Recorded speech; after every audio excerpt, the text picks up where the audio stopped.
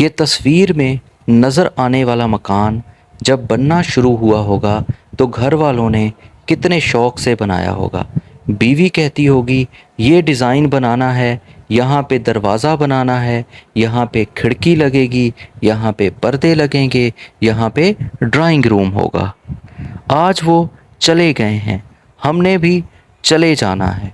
मैं अक्सर कहता रहता हूँ ज़मीन के मालिकान बदलते रहते हैं, ज़मीन और मकानों के लिए लड़ा ना करो। ज़मीन 100 साल से ऊपर मालिक बर्दाश्त नहीं कर सकती, मालिक बदलते रहते हैं।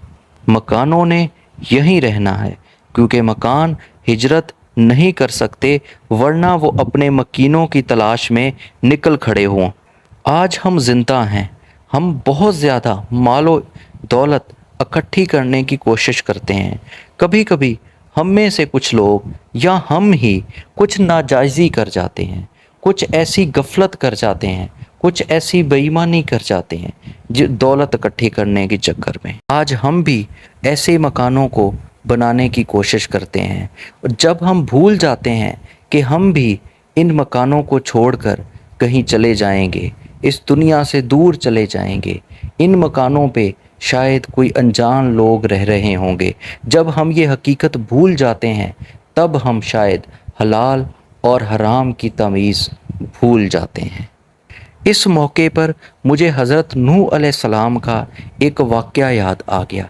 जब हज़रत इज़राईल अलैहिस्सलाम हज़रत नूह अलैहिस्सलाम को लेने इस दुनिया में आए तो हज़रत नूह अलैहिस्सलाम एक झोंपड़ी में रहते थे। तो हज़रत इज़राईल ने जब देखा, पूछा, ए नबी खुदा, आपने अपने ज़िंदगी के 900 साल इस झोंपड़ी में ही गुजार दिए, आपने इस दुनिया में कुछ भी नहीं बनाया, एक घर तक छोटा सा नहीं बनाया। तो हज़रत नूह फरमाते हैं मैंने अपने 900 साल इसी में ही गुजार दिए कि कब तुम आओगे, कब मुझे लेकर जाओगे। लिहाजा इस बात से ये साबित होता है ये दुनिया की खूबसूरती, ये दुनिया की रंगीनी हमें गुमराह करती है कि हम हराम और हलाल की तमीज़ भूल जाएं।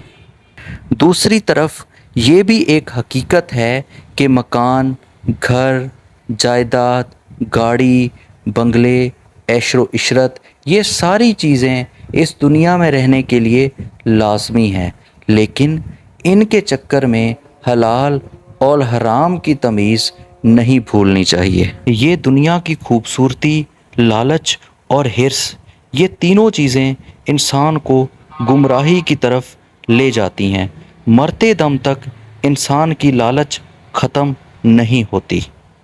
हम हकीकत जानते हैं लेकिन फिर भी हकीकत का सामना करने से घबराते हैं और हकीकत को झुटला देते हैं। हम रोज़ाना देखते हैं मस्जिदों में ऐलान होता है कि फ़लाँ का आज इंतकाल हो गया है। हम रोज़ाना देखते हैं कब्रिस्तान भरे पड़े हैं।